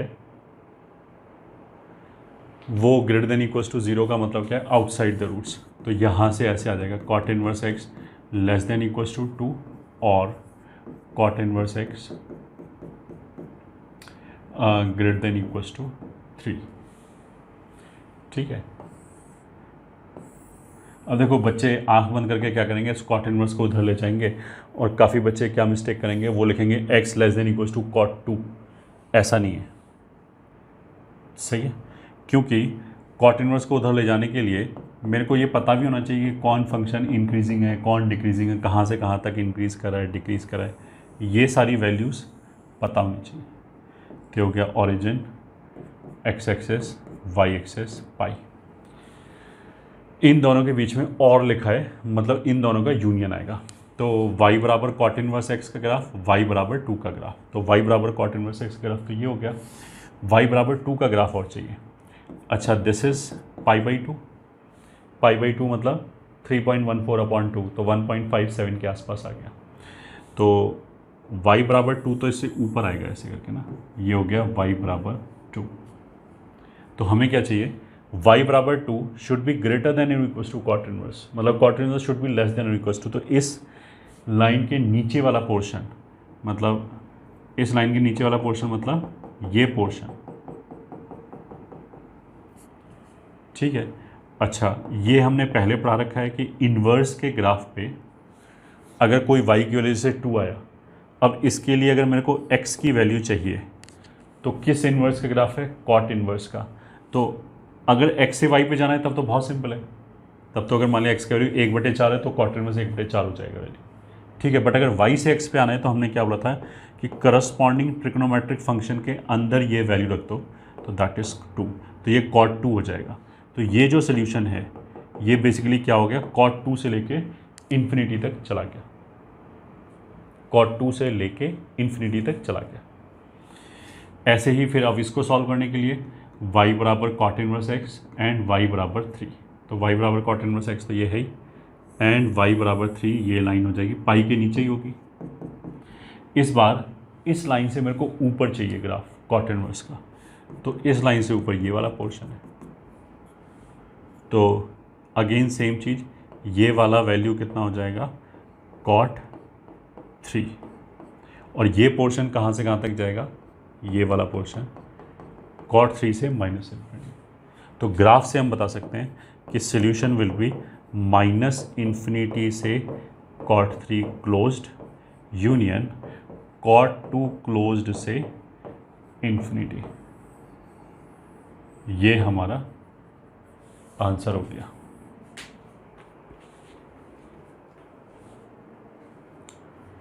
This will be the required answer. This was question 2. फिर question 3. Question 3 is solve for x, y, z if sin inverse x plus sin inverse y plus cos inverse z is equals to 2 pi। The solution. अब ये जो question दे रखा है इसमें basically you will observe there are 3 variables x, y, z, but एक ही equation है। तो अगर एक इक्वेशन से 3 वेरिएबल सॉल्व करने के लिए बोला जाए तो उसका मतलब क्या होगा कि वो बाउंड्री पे सॉल्व हो रहा होगा, ठीक है। उसका मतलब क्या है कि बाउंड्री पे सॉल्व हो रहा होगा, मतलब एक साइड की मैक्सिमम और मिनिमम वैल्यू दूसरे साइड की मिनिमम या मैक्सिमम वैल्यू के साथ कोइंसाइड कर रहा होगा। इसका मतलब क्या है, देखो साइन इनवर्स x की मैक्सिमम वैल्यू कितनी है, π/2। तो साइन इनवर्स y की मैक्सिमम वैल्यू कितनी है, अगेन π/2। और कॉस इनवर्स का रेंज कितना आता है, 0 से π। तो उसका मतलब क्या है, कॉस इनवर्स की मैक्सिमम वैल्यू कितनी है, इतना। तो लेफ्ट हैंड साइड की मैक्सिमम पॉसिबल वैल्यू कितनी आ सकती है, 2π, ठीक है। और राइट हैंड साइड 2π ही है। तो उसका मतलब क्या है कि अगर लेफ्ट हैंड साइड को राइट हैंड साइड के बराबर होना है तो लेफ्ट हैंड साइड को अपना पूरा जोड़ लगाना पड़ेगा, मतलब पूरा मैक्सिमम वैल्यू ही रखनी पड़ेगी। और ये कब होता है, व्हेन x बराबर 1, व्हेन y बराबर 1, व्हेन z बराबर -1। कॉस इनवर्स -1 पाई होता है, ठीक है। Which is right hand side, this implies x को 1 होना पड़ेगा, y को 1 होना पड़ेगा एंड z को -1 होना पड़ेगा, तभी दोनों साइड से इक्वालिटी पॉसिबल है। So this is the only solution, this is the only solution. तो यूजली इस तरह के जो क्वेश्चंस आएंगे जिसमें 2-3 वेरिएबल हो, इन्वर्स इन्वॉल्व हो, तो बाउंड्री कंडीशन ही होगा। तो तुम क्या करो, इस सारे वेरिएबल को एक तरफ ले जाओ, कांस्टेंट को दूसरी तरफ ले जाओ, और जो वेरिएबल्स वाले टर्म हैं उनकी मिनिमम और मैक्सिमम वैल्यू निकाल लो डोमेन के अंदर, सही, डोमेन के अंदर मिनिमम मैक्सिमम वैल्यू निकालो और फिर देख लो वो दूसरी तरफ से मैच ही कर रहा होगा इन ऑल द प्रोबेबिलिटी। अच्छा, अगर किसी को ये लगता है sine inverse plus cos inverse तो पाई बाई 2 हो जाएगा, नहीं, sign inverse plus cos inverse pi by 2 होगा जब सेम आर्ग्यूमेंट होगा। यहाँ तो आर्ग्यूमेंट अलग अलग है ना, ये वाई है और ये जेड है, इसको पाई बाई 2 नहीं लिख सकते ऐसे। ठीक है, ये हो गया हमारा क्वेश्चन नंबर 3। अब चलते हैं क्वेश्चन नंबर 4 की तरफ। Solve for x. First part, sine inverse x बराबर cos inverse 1/5। Second, sine inverse x बराबर tan inverse -3/7। Third, cos inverse x बराबर sine inverse -1/3। Fourth, cos inverse x बराबर sec inverse 1/7। Fifth, sine inverse x बराबर cosec inverse -11/3। Sixth,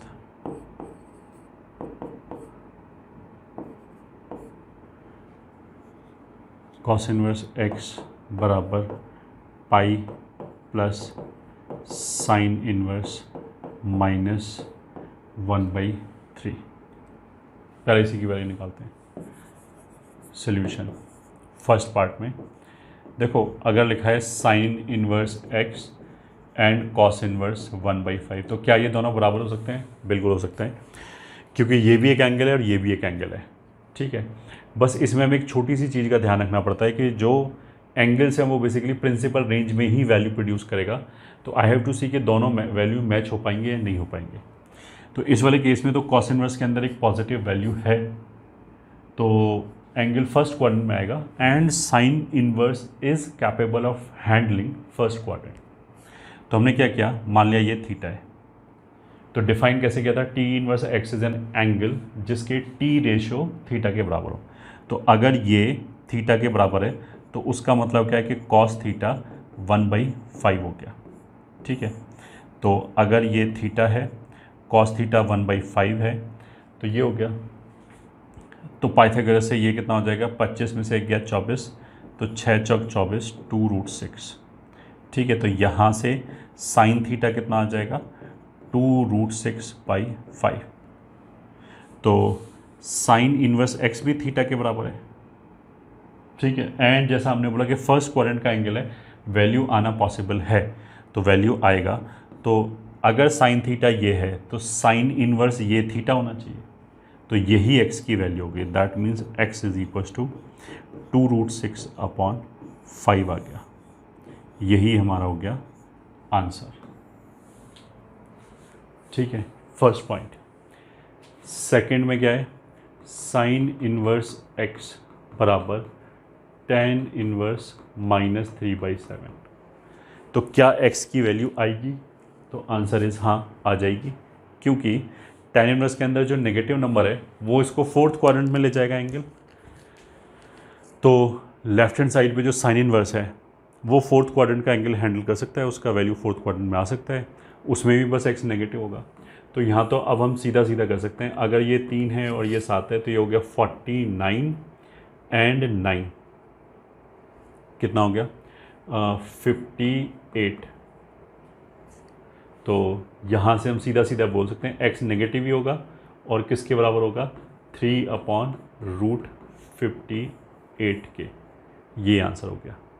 अब third में आते हैं, cos inverse x बराबर sine inverse -1/3। ये जो वैल्यू है वो 0 से पाई के बीच में आएगी, ये वैल्यू जो है वो -π/2 और 0 के बीच में फोर्थ क्वाड्रेंट में, क्योंकि ये नेगेटिव है। That means there is no solution. Third question का कोई सोल्यूशन नहीं। फिर फोर्थ में आते हैं। फोर्थ में क्या है, कॉस इनवर्स एक्स बराबर सेक इनवर्स 1/7। ठीक है, अब कॉस इनवर्स में जो वैल्यू होता है वो सेक इनवर्स की वैल्यू का रेसिप्रोकल होगा, बट तुम यहीं पे देख लो, भले ही रेसिप्रोकल करके देख लो, 1/7 तो सेक इनवर्स में आ ही नहीं सकता. This is not defined as domain of sec inverse x, ये ठीक है, इज -∞ से -1 यूनियन 1 से इन्फिनिटी. तो 1/7 तो इसके बीच में है ही नहीं, तो that would mean this implies no solution. यहाँ पे भी कोई सोल्यूशन नहीं है. ठीक है, अब हम आ जाते हैं 5th पार्ट पे, that is sine inverse x बराबर कोसेक इनवर्स -11/3. अब साइन इनवर्स और कोसेक इनवर्स के अंदर तो सीधा सीधा वैल्यू एक दूसरे का रेसिप्रोकल होता है.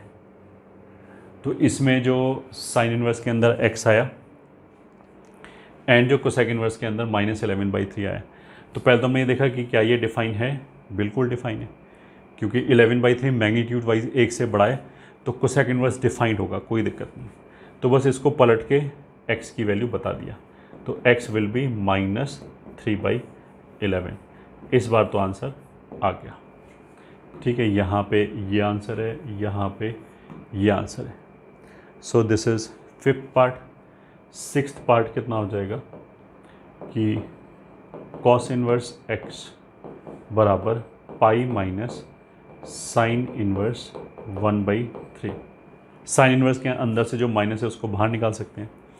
अब ये जो वैल्यू है, ये जो एंगल है साइन इनवर्स 1/3, ये तो फर्स्ट क्वाड्रेंट का एंगल होगा, केवल इतनी की एंगल की बात करें, और वो तो कॉस इनवर्स में भी वैल्यू आ जाएगी. तो अगर ये 1 है और ये 3 है, तो ये हो जाएगा 9 में से 1 गया 8, 2√2. तो अगर हम इसको लिखेंगे तो this will B pi minus cos inverse 2√2/3. That is nothing but cos inverse -2√2/3, क्योंकि cos inverse minus theta, cos inverse -x, pi minus cos inverse x होता है, वो वाला फॉर्म लगा के. तो यहाँ से x का वैल्यू कितना आ जाएगा, -2√2/3. यही हमारे पास आंसर हो गया.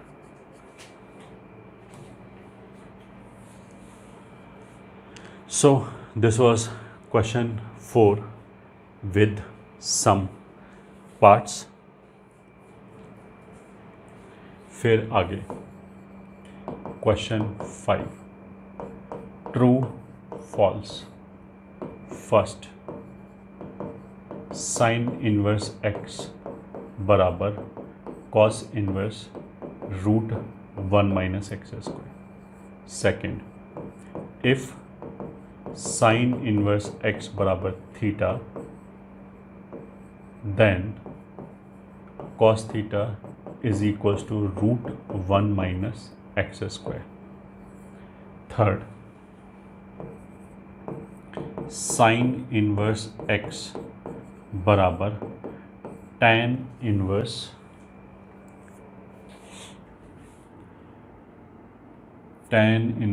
x upon √1 - x², where x belongs to -1 to 1. Fourth, tan inverse x बराबर cos inverse 1/√1 + x² for all x belonging to R. Fifth,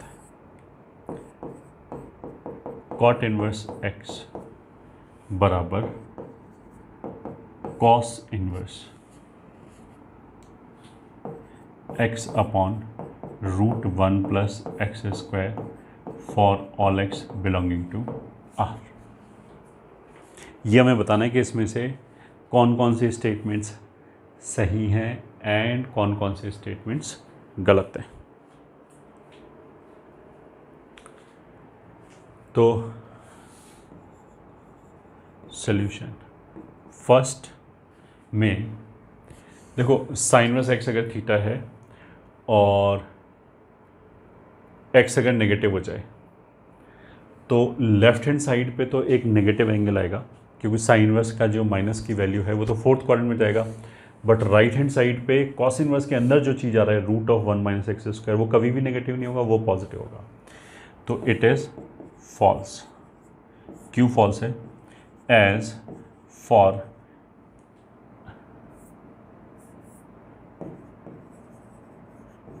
negative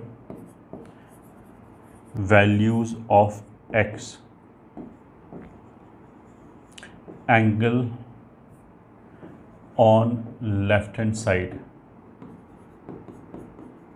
will be negative, but for right hand side it will be positive। ठीक है, इसलिए ये गलत लिखा हुआ है।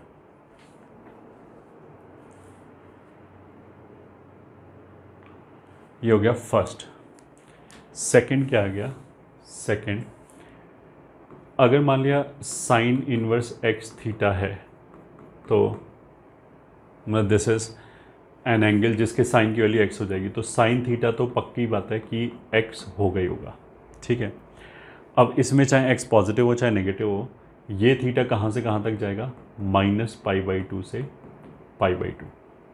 ठीक है, अब देखो कॉस थीटा वैसे तो plus minus √1 minus sine square theta है। ठीक है, बट यहाँ पे it will be √1 minus sine square theta only. ये तो हो गया इन जनरल। इन जनरल वो थीटा की वैल्यू पर डिपेंड करता है कि जैसे रूट तो हमेशा पॉजिटिव वैल्यू देगा, बट अगर थीटा मान लिया सेकंड क्वाड्रेंट में तो कॉस थीटा की वैल्यू तो फिर नेगेटिव होगी, तो यहाँ हमें माइनस लेना पड़ेगा। बट यहाँ पे हम प्लस ही लेंगे, क्योंकि जो थीटा है वो फर्स्ट एंड फोर्थ में, वहाँ तो कॉस थीटा की वैल्यू पॉजिटिव ही होगी। As in first and fourth quadrant cos theta will be positive only, so that is equals to √1 minus x square।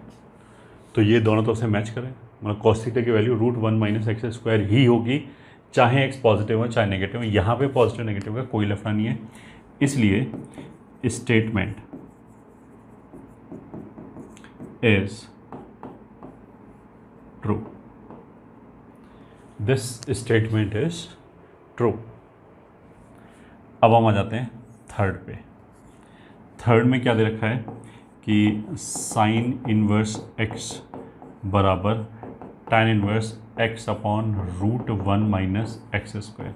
अगर मैं इसको थीटा बोलूँ तो बेसिकली साइन थीटा कितना हो जाएगा? एक्स। तो अगर ये थीटा है तो साइन थीटा एक्स हो गया, ये हो गया √1 माइनस एक्स स्क्वायर। तो यहीं से tan थीटा कितना हो गया? X upon √1 minus x square. ठीक है, बस मैग्नीट्यूड वाइज तो tan की वैल्यू इतनी ही आएगी, x upon √1 minus x square ही आएगी मैग्नीट्यूड वाइज। ठीक है, अब देख लेते हैं कि इनकी प्रिंसिपल रेंज वगैरह मैच कर रहा है या नहीं कर रहा है। तो देखो, अगर x पॉजिटिव होगा तो दोनों जगह से एंगल फर्स्ट क्वाड्रेंट में आएगा, मैच करेगा। अगर x नेगेटिव होगा तो दोनों जगह से वैल्यू फोर्थ क्वाड्रेंट में आएगा, वो एंगल भी मैच करेगा।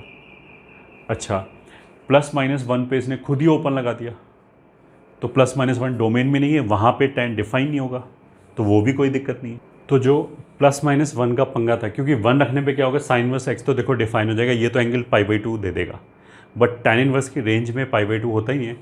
तो अगर मैं इसको हटा दूँ, ठीक है, फिर तो गड़बड़ हो गया, क्योंकि +-1 पे ये इक्वालिटी गड़बड़ा जाएगी, बाकी कहीं कोई दिक्कत नहीं है। तो इसने +-1 पे वैसे ही ओपन लगा दिया, तो उसका मतलब क्या है कि दिस स्टेटमेंट इज ट्रू।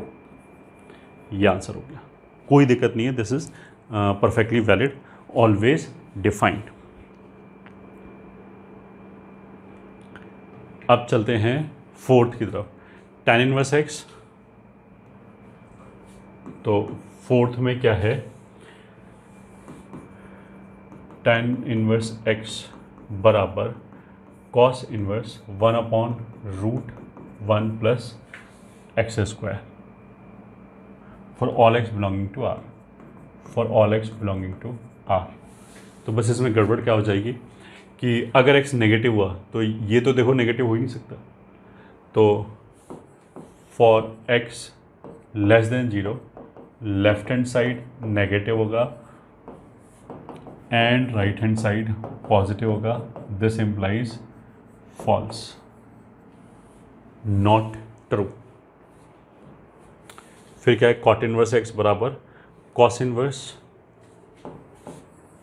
फिर कॉट इनवर्स एक्स बराबर cos inverse x/√1 plus x square for all x belonging to r। हाँ बिल्कुल। तो इसमें क्या है, देखो x के पॉजिटिव नेगेटिव से इसमें कोई दिक्कत नहीं है। अगर x पॉजिटिव होगा तो ये क्वाड्रेंट भी फर्स्ट क्वाड्रेंट में, सॉरी ये एंगल भी फर्स्ट क्वाड्रेंट में आएगा, ये एंगल भी फर्स्ट क्वाड्रेंट में आएगा। अगर x नेगेटिव होगा तो ये भी सेकेंड क्वाड्रेंट में जाएगा, ये भी सेकेंड क्वाड्रेंट में जाएगा, वहाँ तक तो कोई दिक्कत नहीं है। तो एक तो हमने वैल्यू मैच किया है कि रियली में यही वैल्यू आएगी या नहीं आएगी। तो अगर इसको मैंने थीटा लिया तो कॉट थीटा बराबर कितना आ जाएगा x। तो ऐसे हमने 1 मिनट के लिए बनाया ट्राइंगल अपना। कॉट थीटा है तो मतलब ये x/1 हो गया, ये √1 प्लस एक्स स्क्वायर हो गया। तो कॉस थीटा तो indeed x1 plus x square ही आएगा। ठीक है, तो वैल्यू वाइज तो यही आएगा, सब कुछ ठीक है। बस अब मेरे को एक बार ये देखना है कि जो रेंज होती है बेसिकली कॉस इनवर्स की, वो 0 क्लोज्ड से पाई क्लोज्ड होती है, और कॉट इनवर्स की जो रेंज होती है वो ओपन 0 से पाई ओपन होती है। तो मेरे को ये देखना है कि 0 और पाई पे तो कुछ गड़बड़ नहीं है। तो देखो कॉस इनवर्स इसकी पूरे कॉस इनवर्स की वैल्यू 0 कब होगी, कॉस इनवर्स का ग्राफ ऐसे बनता है। तो ठीक है, ये वैल्यू पाई हो गया, ये 0 हो गया, तो 1 पे 0 हो जाएगी और -1 पे पाई होगी। तो मेरे को ये देखना है कि x/√1 प्लस एक्स स्क्वायर क्या 1 और -1 हो सकता है। तो 1 होने का मतलब क्या है कि एक्स स्क्वायर बराबर 1 प्लस एक्स स्क्वायर, 1 बराबर 0, तो नहीं हो सकता, 1 कभी वैल्यू आएगी नहीं। और ऐसे ही -1 x/√1 प्लस एक्स स्क्वायर, इसका वैल्यू -1 कभी नहीं हो सकता, क्योंकि स्क्वायरिंग करने पे वापस 1 बराबर 0 आ जाएगी। तो जो रेंज मिसमैच वाली चीज़ें हैं उसमें भी कोई दिक्कत नहीं है, वहाँ पे भी कोई दिक्कत नहीं है। तो उसका मतलब क्या है कि अल्टीमेटली सब मिला जुला के क्या है, स्टेटमेंट इज ट्रू। जो भी स्टेटमेंट है वो बिल्कुल सही है। तो ये था हमारा क्वेश्चन नंबर 5। तो एक और कर लेते हैं, question number 6। Find the value of first sine of 2 sine inverse 1/3। तो सॉल्यूशन देखो, अगर कहीं पे भी साइन इनवर्स लिखा है तो उस साइन इनवर्स को तो मेरे को थीटा की तरह देखना चाहिए। ठीक है, तो अगर ऐसे लिखा है sin 2 साइन इनवर्स 1/3, तो इसको तो तुम 1 मिनट के लिए थीटा की तरह देखो। तो this is nothing but sin 2 theta, that is nothing but 2 sign theta cos theta. ठीक है, अगर इसको मैंने साइन इनवर्स 1/3 को थीटा बोला है तो साइन थीटा की वैल्यू बेसिकली कितनी हो जाएगी, 1/3। और जल्दी से अगर ऐसे ट्राइंगल बनाएंगे तो 9 में से 1 गया 8, 2√2। कॉस थीटा की वैल्यू हो जाएगी 2√2/3। बस वो वैल्यू रख दिया, this is 2 into sine theta is 1/3, 2√2/3। तो ये हो जाएगा 4√2/9। यही आंसर हो जाएगा। ठीक है, first part. Second part, sine of sine inverse 3/5 plus cos inverse 5/12। मान लिया ये है। ठीक है, इसका हमें सिंप्लीफाई करना है। तो कॉस इनवर्स के अंदर 5/13 कर देते हैं, सॉरी 12 नहीं 5/30। तो ये तो दो एंगल्स लिखे हुए हैं, तो पहले तो हम क्या करते हैं, इस वाले कॉस इनवर्स को साइन में ही कन्वर्ट कर लेते हैं। तो sign inverse 3/5 plus sine inverse ये 5/13 है। तो अगर साइन में कन्वर्ट करेंगे तो 12/13 आ जाएगा, क्योंकि ट्राइंगल में 5, 13 तो ये 12। अगर ये अल्फ़ा है तो this is equals to sine, मान लिया ये थीटा है, ये अल्फ़ा है, तो थीटा प्लस अल्फ़ा लिखा हुआ है, that is nothing but sine theta cos alpha plus cos theta sine alpha, that is equals to, अगर इस साइन इनवर्स 3/5 को थीटा बोला है तो साइन थीटा तो सीधा सीधा 3/5 हो गया। तो इस साइन थीटा की वैल्यू सीधा सीधा 3/5। कॉस अल्फ़ा, साइन अल्फ़ा अगर 12/13 है तो कॉस अल्फ़ा कितना हो गया, 5/13 प्लस कॉस थीटा, अगर साइन थीटा 3/5 है, ऐसे करके थीटा 3/5 है तो कॉस थीटा हो जाएगा 4/5 and sine alpha will be 12/13। तो 13 इंटू 5 ये हो जाएगा 65 और ऊपर हो जाएगा 15 plus 48,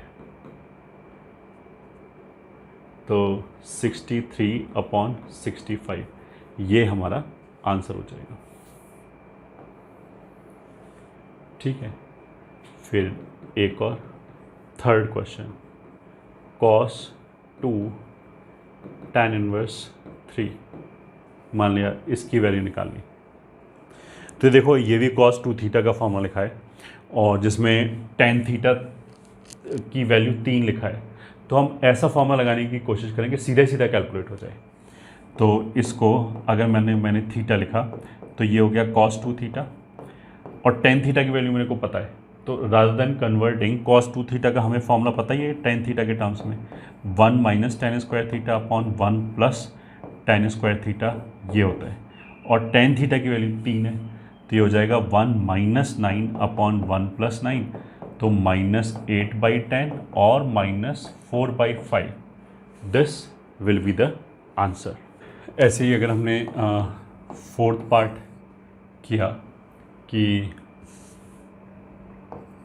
sign of 2 tan inverse 1/3 या 4 tan इनवर्स 1/3, मान लिया ये कर लेते हैं। तो सॉल्यूशन साइन 4 थीटा, ठीक है, so that is equals to, मान लिया ये थीटा के बराबर है, जहाँ पे tan थीटा विल बी 1/3। तो साइन 4 थीटा को हम ऐसे लिख सकते हैं 2 tan 2 theta upon 1 minus tan square 2 theta, ये होता है tan 4 थीटा का फॉर्मूला। साइन 4 थीटा में कितना हो जाएगा, बीच में 1 प्लस हो जाएगा। अब यहाँ से हम tan 2 थीटा की वैल्यू निकाल सकते हैं, वो होता है 2 tan थीटा, tan थीटा के फॉर्म में तो डिनोमिनेटर में माइनस ही होता है tan स्क्वायर थीटा, तो this will be 2 into 1/3 upon 1 minus 1/9, तो 9 ऊपर जाएगा तो 2 इंटू 3 अपॉन 8, तो ये हो जाएगा 3/4।